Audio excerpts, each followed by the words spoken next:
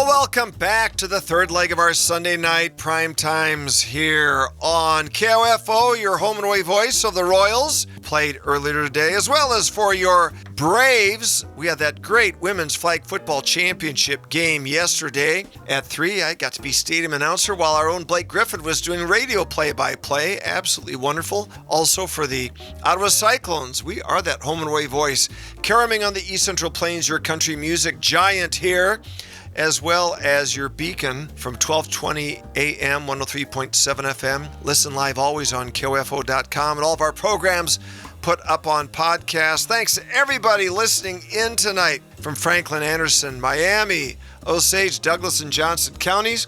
They're listening in from the capital. They're in Topeka. They're listening in from Rock Chalk, Jayhawk Country, and Lawrence. They're listening in from the suburbs, Lenexa and Olathe. They're listening in Baldwin City, where Baker was the runner-up to Ottawa in the KCAC flag football tournament yesterday. They're listening in Osage and Osawatomie, in Princeton and Paola, in Gardner and Garnett. Boomer Takes with Pete and Jake, your two, we're not grumpy old men, Pete, but we are kind of in that Walter Matthau, Jack Lemmon role. So we're just kind of like Fraser Crane and Niles here, having proverbial verbal cocktails, stirring the drink, but we're not shaken, and talking about everything about, we'll have to do the grandpas and the prom safari dress thing at some point too, but we've got a special guest with us tonight, the great one, Bill Proct. Bill is the king of ag in Kansas.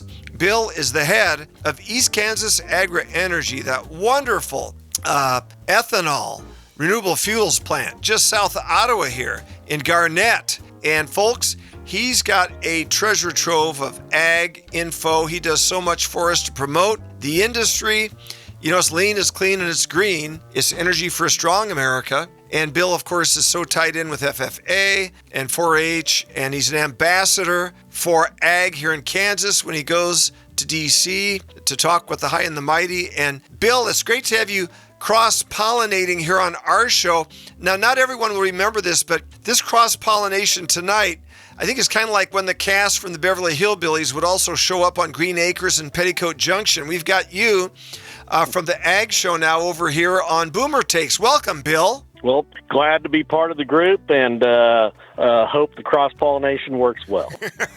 Hey, now, the first order of business, before we dig into glyphosates, I got to give Pete grief, because, Pete, we were doing show prep yesterday, and we worry about insects here, the brown recluse, but I'll take my chances with the brown recluse vis-a-vis what you were looking out your patio door yesterday.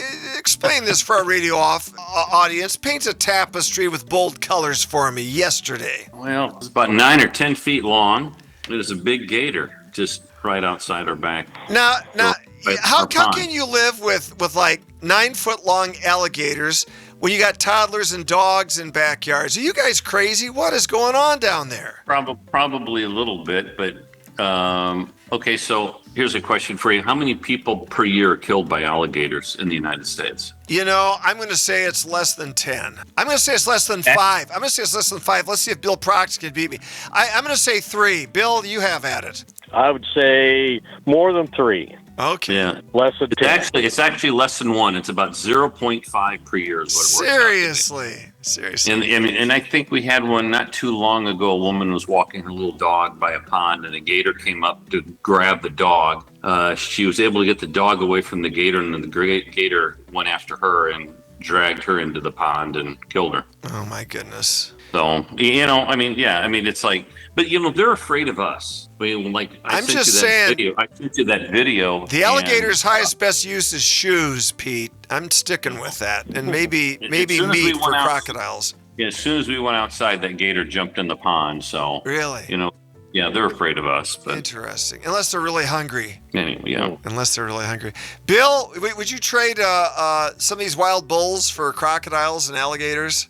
I guess it just kind of depends where you're comfortable about living, and you got to get used to whatever it is. But you were talking about insects, and so when you said alligator, I didn't know that gators are now in the insect world. So I think John was comparing the dangers of an alligator to that of the brown recluse spider. Yeah. Yes. Yeah. Well, understood. I do know that I think these are at least reptiles or amphibians. What are they, Pete? Crocs and alligators. Is one a reptile and one's an amphibian? You took bio. You're an MD.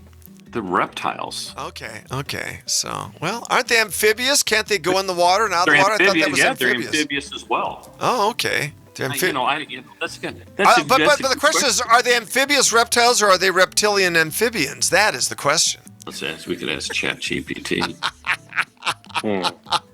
Okay, now, issue number 2 before we deep in the wild weeds here. This is Make-A-Wish in agriculture, kind of, sort of. And Bill, I think you might be able to help here. Pete, you got this bucket list thing. I think I can make it come true if you got to come to Kansas and visit. But what is your goal here? You've been talking on the show about something you want to do. Maybe Bill can effectuate this here. What I would love to do, I would just love to be on a tractor and mow hay or rake it or bale it or drive a combine. Yeah. How'd you like to run an ethanol plant? That'd be cool. I'd love to learn about that. Yeah. Well, we could make all that happen. So just get John will pay the way for you to get up here, Pete, and we'll just absolutely make that work. I heard you say John will pay. Why the way? You obviously don't know John well enough. Hey, Tinsman, I still owe you one back, and I say that because the granddaughters were looking through Deb's and my wedding album last Sunday when they were over, and of course that's coming up on 40 years, not quite. And there's this little picture that says help and me on the bottom of my 2 dress shoes for the wedding. And I remember you guys handing me those after you said you need to clean them off because it was so snowy and icy. Were you part of that scheme for me to kneel and face the audience with help me on the shoes, Pete? Were you part of that plot? As you knelt at the altar and everybody could see the underside of your shoes, yeah. Yeah, but we foiled your evil plot because they did not have us kneeling. They had us sitting with Father Lynch toward the congregation there. So, no one saw. We could see you guys click your fingers and swing your arms like Jerry Seinfeld, like Newman. We saw you guys on video. Newman, Jacobson, he wouldn't do it, So, Bill. Yes. Ethanol, oil, Iran. What is this doing for your business? What's this doing for the price of gas at the pumps, or really not much of anything because the U.S. is such a big oil producer? It's helped our business some. I mean, our pricing usually follows corn more than crude oil, but we've seen a jump up of 15 cents a gallon in our product to just above $2 a gallon, and then it's backed off, and the oil's probably adding a 10-cent premium today, or to the war has to the price of ethanol. What we have seen though is the demand for our product for better basis prices in the last couple, has picked up. And so we know that people are blending more. So, voluntary blending is picked up, and because we're just getting calls from places we normally don't get calls from, and needing the product. So they're blending more, and part of that is economics. They're making more. The more of our product they could put in at $2 a gallon and sell it back at $3.50 to $4. It's good for the retailer and the refiner. Gotcha. What and sometimes and when I'm at the pump and I've got the option, like I'm at a Casey's, for instance, and Casey's, will have ethanol-free fuel, and then they'll have ethanol blends. What can you tell us and the listeners about what are the advantages of running ethanol in our cars? And it's usually about a 10% blend, 15%? It's 10. 10 today, and we're trying to get, in some places in the U.S. it's 15 year round. As soon as we can make a national standard to allow 15 year round, I think we're going to see a movement to that. So what ethanol does for your car, it makes the tailpipe emissions out of your car meet the clean air standards. and it's replaced a petro product called MTBE. Close to 20 years ago. That's a known carcinogenic, a cancer causer, and so ethanol is the only known replacement today for MTBE. And so the more we put in, the cleaner your emissions are going to be out of your tailpipe. Whether it's 10%, we kick it up to 15, it's going to be cleaner yet. And really the optimum level is 30% ethanol in a gallon of gasoline. We'll be a long time getting to that. But here today, the benefit is that it makes it makes the car run better. It makes the emissions very, very much better than what they were previously. So when you're saying, hey, we want to go get 30% ethanol, will there have to be many changes in the design of engines and their combustion chambers to handle the ethanol, or? No. What's needed really is just a more higher compression engine to handle that much ethanol. Okay. And so we have local blender pump here. We're in our hometown of Garnett. And so in my vehicles, I can buy E30 and I use it. And so it's no problem at all in today's modern vehicle. They're more efficient, the higher compression engines, and some of these smaller displacement turbocharged engines are higher compressions than the ones we grew up with. And, those things thrive on an ethanol product. And so as we move into better, more efficient engines, the higher blends of ethanol will be a natural fit. Bill Proct here, ladies and gentlemen. Bill Proct, head of East Kansas Agri-Energy with Dr. Peter Tinsman, MD. Pete, continue our conversation with Bill Proct. Yeah, so let's talk about the E85 pumps. What right. cars are taking, I'm assuming, is that 85% ethanol then? It depends on the time of year. So it can run anywhere from 51% ethanol to 85. And so those need just a different chip in them. That's all the difference in the car that's a flex fuel vehicle versus one that's not, is a different chip. And what that does, those chips then monitor the fuel-air ratio that's getting injected into your engine, and therefore they can make up the right ratio of air into the fuel mixture to make that car run better on 85% ethanol. High octane, but lower BTUs. So that's where the difference comes in. Can you give me an example of an E85 car or truck? Right now, the amount of E85 cars being produced are not very many. So before, when E85, a flex fuel vehicle would not count for the CAFE standard or the fuel mileage standard of the automobile maker, they were making a lot of them and they were all in your F-150s, Silverados, Tahoes, Suburbans, those higher gas guzzler vehicles, let's call them, got lower gas mileage because it didn't count against their fleet average. So that was popular then.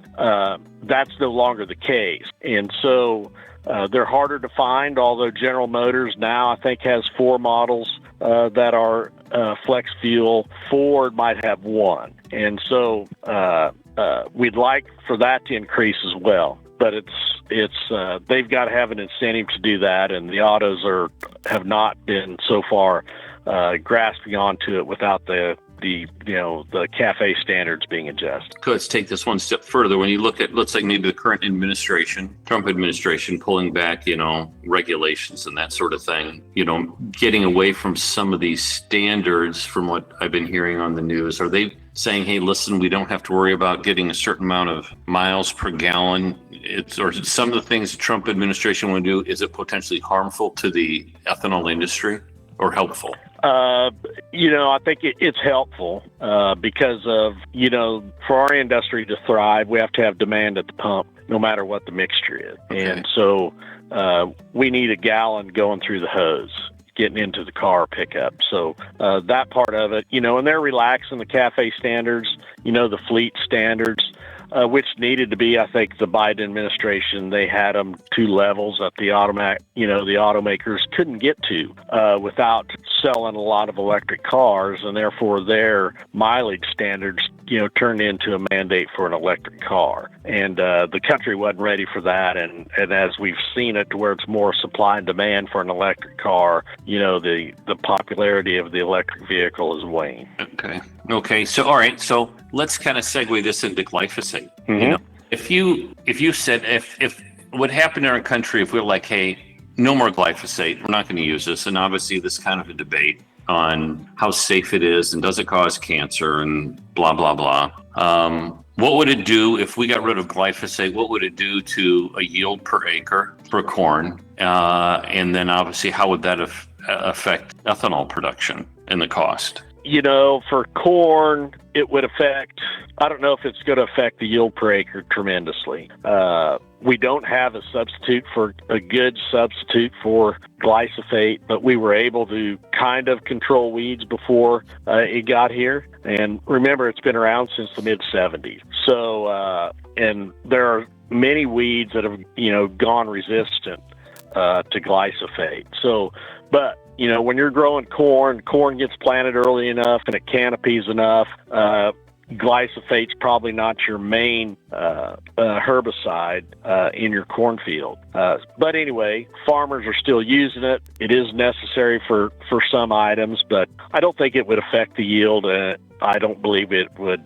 For ethanol production today, I don't think there'd be that big of a decrease in yield that it'd be a bother. Okay, because I thought I had heard Bobby Kennedy, and I don't know, John, maybe you heard different thinking. I thought I heard him say not too long ago that if we got rid of glyphosate, it would hurt the yields too much and blah, blah, blah, so we got to keep it. John, did you hear anything about that? Well, it's very fascinating because obviously the MAHA movement in general wants to see the glyphosate banned. And, Bobby in his past legal career has taken on Monsanto for water pollution issues. And also, just for our audience, when we say glyphosate, essentially it's fair to say Roundup is glyphosate, right? That's the brand name. Yeah, your brand name, right. Yep. So Pete, there was a big group that wanted glyphosate banned. And recently, of course, there was not a ban allowed, and the Trump administration overrode the concerns of the MAHA base. And, I think Secretary Kennedy's trying to maneuver as best he can. He knows he's not going to win every battle. He knows if he picks up his marbles and goes home, he's got no voice. If he stays, you win some, you lose some, you pick and choose your battles. And I think that he was in a comfort zone where, they're going to allow the use yet at this juncture for glyphosate, which brings up the salient questions. What are the trade-offs? And I know, Bill, kind of the history of this. You could probably paint for us a nice little 3-minute recap of the whole situation here with the lawsuits and the sale from Monsanto to Bayer. And like you said, some of the now Roundup resistant weeds. Can you just kind of give a background, Bill, just a little thumbnail for our audience? Sure. And Pete, in your question about yield, I think it's more relevant to soybean yield than corn. Is it okay? Because of the canopy with regards to the corn versus the beans. I think so. And then, like in our part of the country, the corn gets planted before beans normally, and so weeds have a chance to emerge. And you have more pressure in a soybean field. And we're no-till farmers. We used to cultivate too, and we don't anymore. And so I would say there'd be more chance of a yield decline in soybeans more than corn, from my perspective. And then, when we get back to Roundup coming out in the 70s, it was very effective. It killed everything weed-wise that you applied it to. And then the broadleaf weed section, that many of those weeds have got resistance to Roundup. So really, for a water hemp or a Palmer amaranth, those weeds are, not hardly affected at all when you spray Roundup on them. Okay, we go back to the 70s or 80s, and it killed them no problem. That's exactly right. And then the weeds, they've made that immunity and change since then. So it is amazing. You wouldn't think of a weed being able to do that, but it certainly they have, no doubt about it. So, well, it's just like anything with regards to, any living thing. It's going to try to change and adapt to, something that's trying that's to, right. And you kind of wonder, say, okay, well, now that we have pressured certain varieties of grasses and weeds to develop a resistance, what sort of a problem is that now going to cause, now that we've got weeds and grasses that are resistant to something that was killing them no problem at all? Now, how invasive will they become, and what sort of problems are they going to cause for the farmer going down, down the road? Yep. Well, Roundup still does a great job on grass. Okay. But the weed side of it, just the broadleaf then? It's the broadleaves. They're getting harder to control, and the secret is you have to control them early. So before that weed gets, if it gets much taller than 4 inches tall, a water hemp, you're going to have a tough time killing it. And so we have to put a cocktail on, and Roundup would be part of it, with a couple other chemicals, and try to get them sprayed before they get 4 inches tall.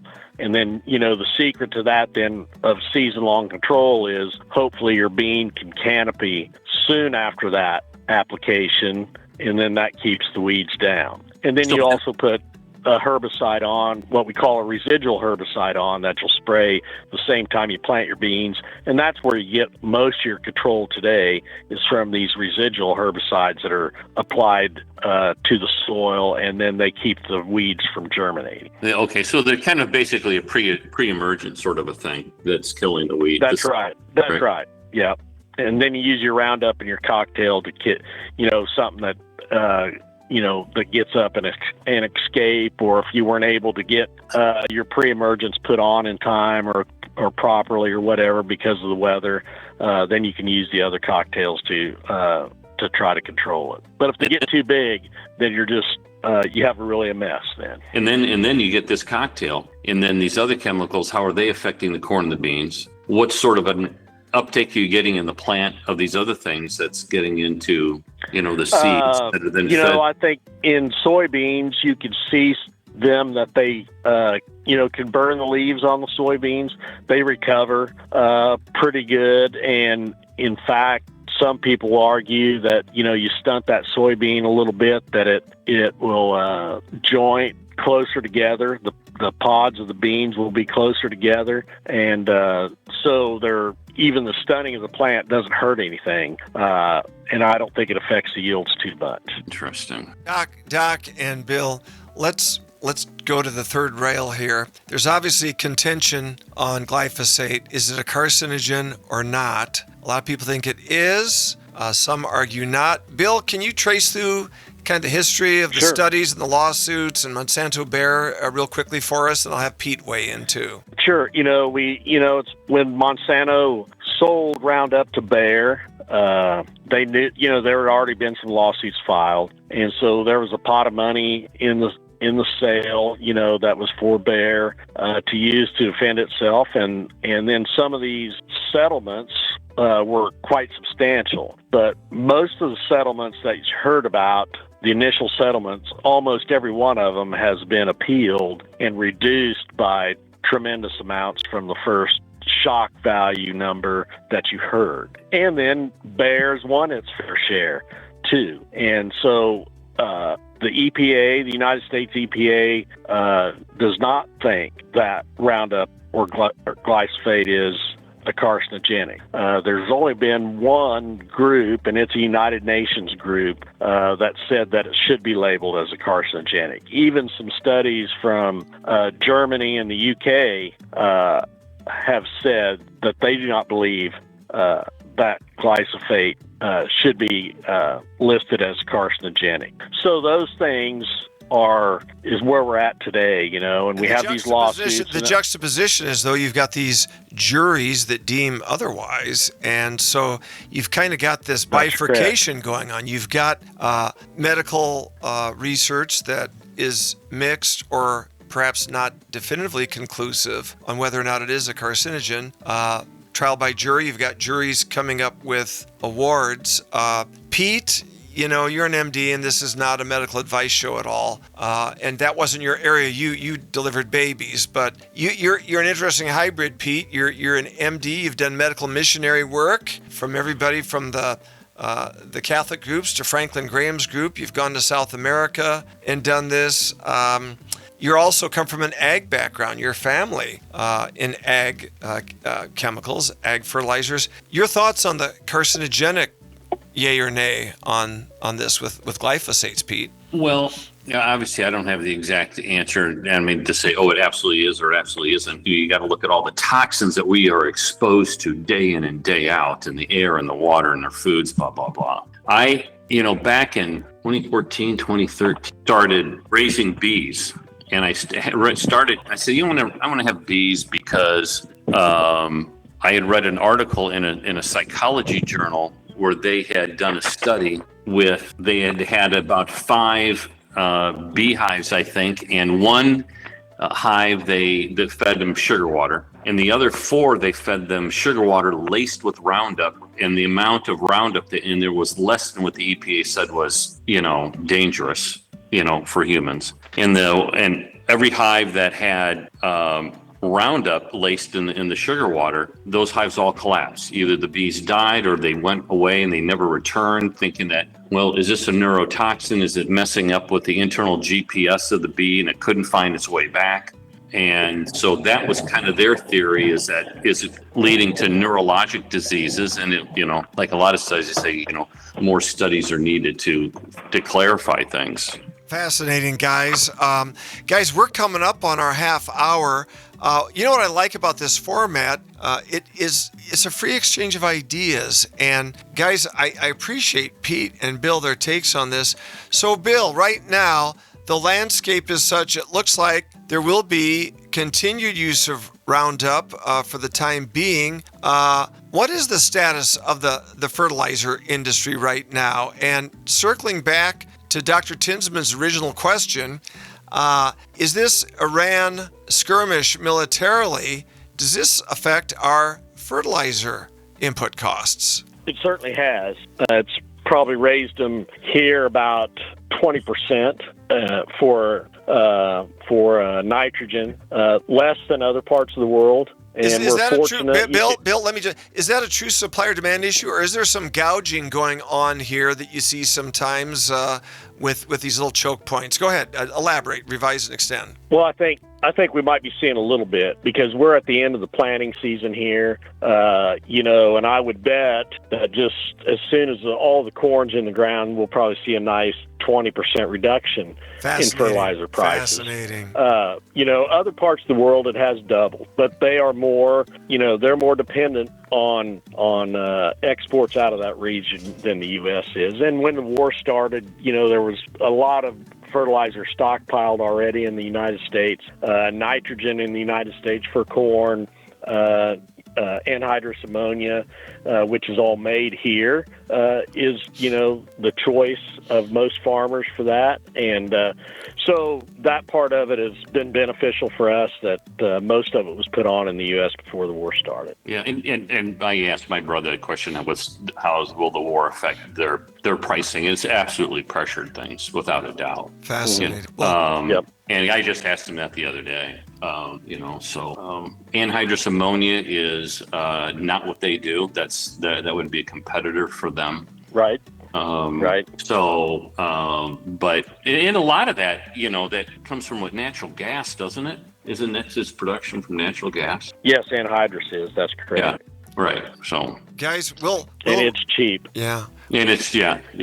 Well, before we wrap this up here, I just want to say next week we're going to continue. Dr. Tinsman, we'll have Drs. Fogarty and Hartsuch on next week.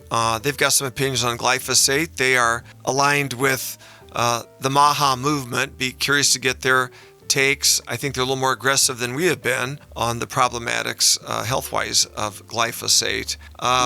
Go ahead, Pete. Well, it's interesting. I mean, I think it's really important. I think there's going to be both sides to that, but it's like, and if the EPA says, you can say, well, the EPA says, no, it's not a carcinogen. Well, what's infiltrated the EPA, and are we getting truly real, information, or have they been corrupted and bought off by these big corporations? And that's would probably be the argument of those two doctors that you're going to have next week, and you can't trust anything. So the question gets down to be is, where's the truth? And it probably lies somewhere in between, would be my guess. And then it's that profit, loss, risk reward trade-off, cost benefit analysis that you get down into. And Bill, you've seen all of this warfare, not literal warfare, but lobbying, internecine warfare.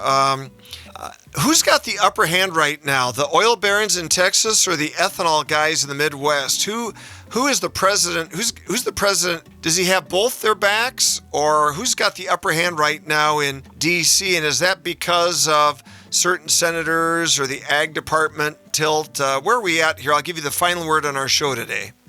It's probably in the hands of a few oil state senators. Senator Roger Marshall was in our office Friday, and that's what he told us. And he said one senator can keep something from coming to the floor of the Senate, and that's his fear. One of our Kansas U.S. senators, just for Pete's edification, Roger Marshall. They're also an MD, Peter, by the way. Back to you, Bill. Go ahead. Yep, and he thinks it'll be one of the handful of oil state senators that keeps E15 from getting to the floor of the Senate. So I would say that the oil lobby still has the upper hand. Pete, any final words from you on this great segment today? Wow. No, I think it's a really fascinating, discussion, and I think it's important for people to try to understand both sides of the story, and be educated as much as they can, and to figure out what, do I use this on my lawn? Do I spray the weeds in my, garden with it so I don't have to bend over and pick them up? And, or should I keep using it if I farm? My dad developed Parkinson's. I've got a cousin who's 9 days younger than me. He's got Parkinson's, and he works at the business. And the question is were they exposed to that? Other things? Multiple other things? What caused it? Nobody knows. I'm not willing to point the finger at glyphosate by any stretch of the imagination, but it's one of those things you say, well, let's think about all these things and what can we do that's reasonable to try to help take some things away from our society that could be causing us to become ill without causing major damage to the society from an economic standpoint. And where that line is who knows where that line is. That's a great take, Dr. Tinsman. And Bill Proct brought just a compendium of excellent and wise background on the history of this. I cannot thank you enough. Bill, you passed your test, Bill. You've gone from Green Acres to Petticoat Junction with aplomb.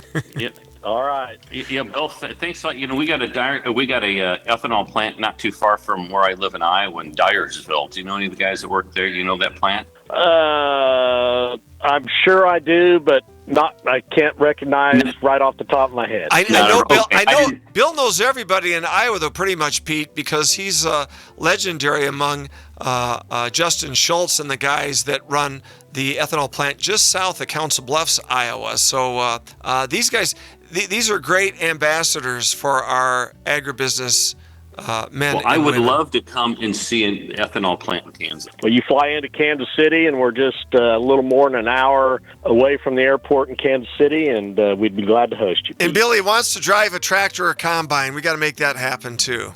We could do that.